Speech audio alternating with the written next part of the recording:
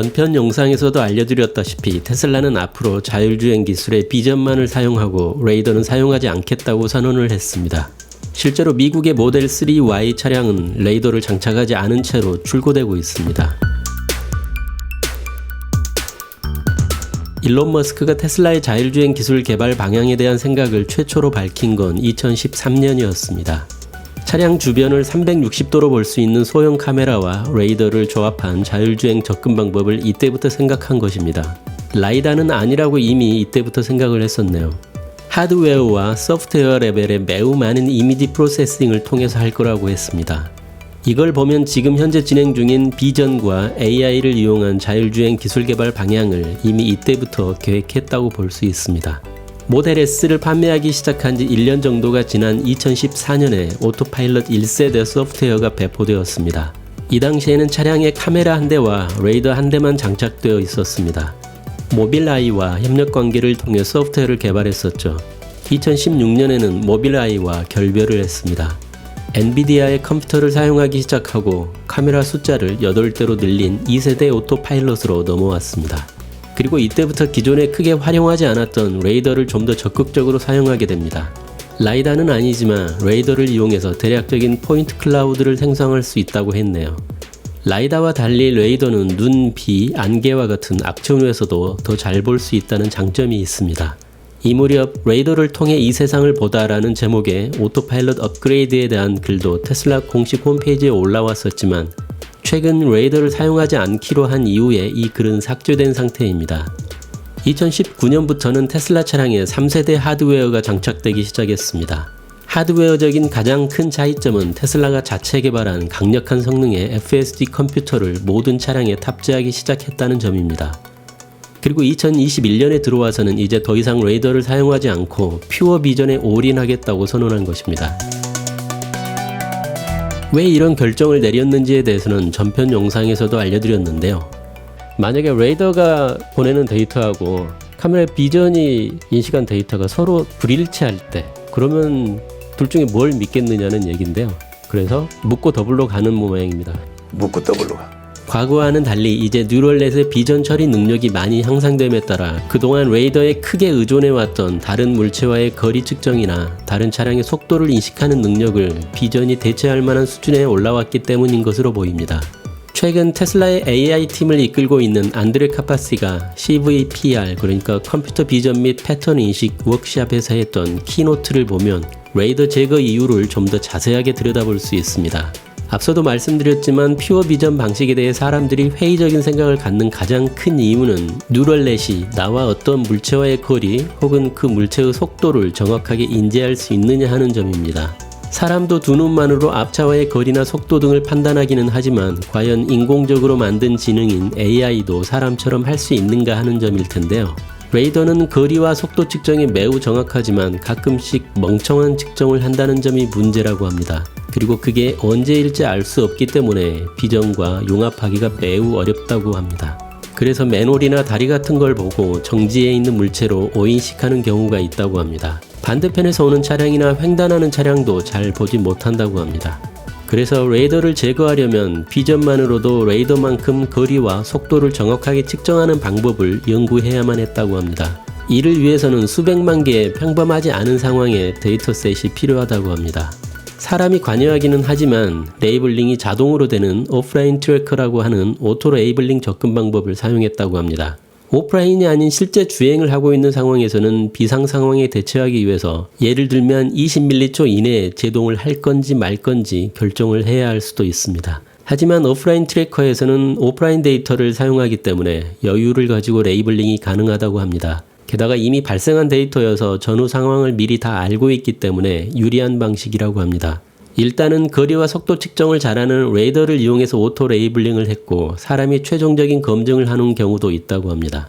예전 오토노미 데이 발표 내용 영상에서도 알려드렸다시피 레이더와 비전이 판단한 결과를 서로 비교해가면서 레이더가 비전을 가르치는 역할을 했다고 볼 수 있겠네요. 이런 방식을 이용해서 사람이 일일이 레이블링하지 않더라도 매우 많은 데이터 학습이 가능했다고 합니다.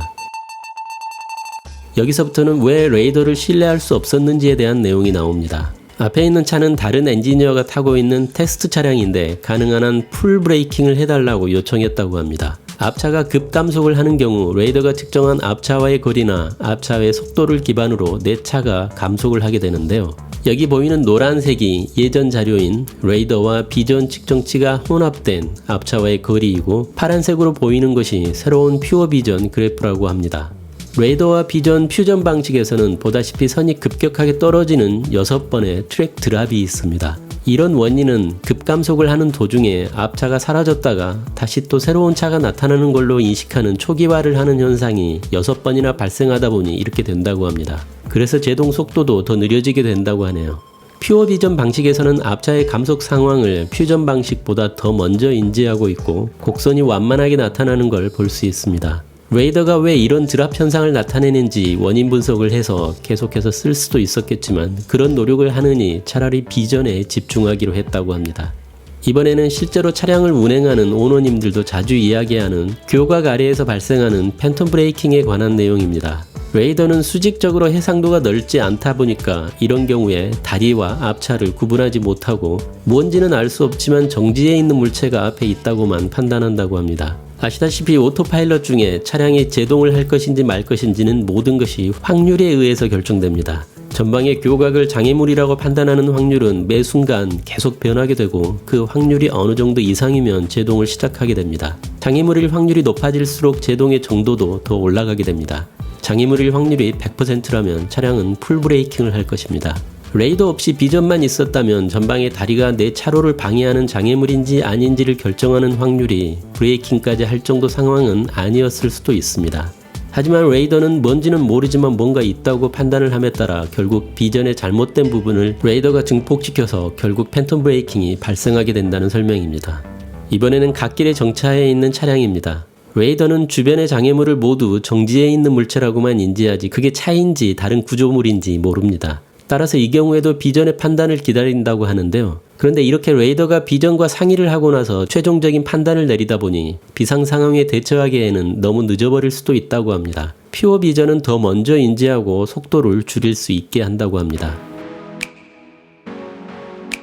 이 내용은 테슬라가 밝힌 부분은 아니지만 제 생각에는 최근의 부품 부족 문제도 레이더를 제거하는 결정에 영향을 끼쳤을 것이라고 생각됩니다. 앞서 안드레의 설명에서 보다시피 테슬라는 장기적으로 레이더를 사용하지 않고 퓨어 비전으로 전환할 계획을 가지고 있었지만 최근에 자동차 부품 부족 사태가 그 시간을 더 앞당기지 않았나 하는 추측을 해볼 수 있습니다. 그렇게 생각하는 이유는 최근에 출고되는 미국 내의 모델 3와 Y에만 레이더를 제거했고 미국을 제외한 나라에 판매하는 모델 3Y 그리고 모델 SX에는 아직도 레이더가 장착되고 있다는 점입니다. 일론도 최근 테슬라의 가장 큰 장애 요인이 마이크로 컨트롤러 칩과 같은 서플라이 체인 문제라는 말을 한 적이 있습니다. 이런 일은 여지껏 본 적이 없다는 말도 했네요. 재난 상황 때마다 마트에 휴지가 바닥나는 것처럼 부품 부족을 우려한 많은 자동차 제조사들이 과도한 주문을 하게 되어서 최근에 부품 부족 문제가 발생했고 따라서 이 문제는 단기적인 문제일 거라고 말을 했습니다. 최근 테슬라는 모델 3Y의 동승석 쪽 럼버 소프트를 제거한 상태로 출고를 하고 있는데요.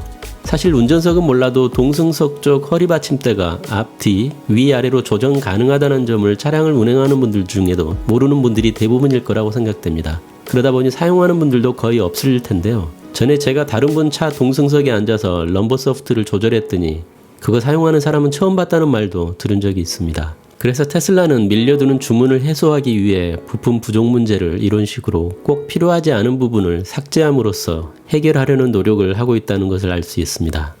레이더를 제거한 퓨어 비전 차량은 안전 문제 때문에 오토파일럿 최고 속도를 75마일로 제한하고 차로 이탈 방지 기능과 스마트 서먼과 같은 기능들을 막아놓은 상태에서 출고를 진행했습니다. 레이더를 제거한 퓨어 비전 차량이 실제 도로에서 어떤 성능을 보여줄지 아직 정확히 알 수 없기 때문에 안전에 관련되는 기능들은 최대한 보수적으로 세팅한 상태에서 출고를 진행하고 어느 정도 검증이 끝나고 나면 OTA 업데이트를 통해 기능을 다시 살려준다는 계획이었던 것 같습니다. 물론 있던 부품을 제거하는 것은 소비자 입장에서는 환영할 일은 아니지만 테슬라가 다른 자동차 회사에 비해서 그나마 부품 부족 문제의 영향을 거의 받지 않고 올해 들어서도 많은 차량을 판매할 수 있는 이유도 이런 식의 탄력적인 의사결정과 하드웨어 문제를 소프트웨어로 해결할 수 있는 능력을 갖추고 있기 때문이 아닌가 하는 생각을 해보게 됩니다. 실제 고객들에게 인도된 퓨어 비전 차량의 성능이 기존 레이더 장착 차량에 비해서 어느 정도인지를 해외 유튜브 영상으로 약간 비교를 해보겠습니다.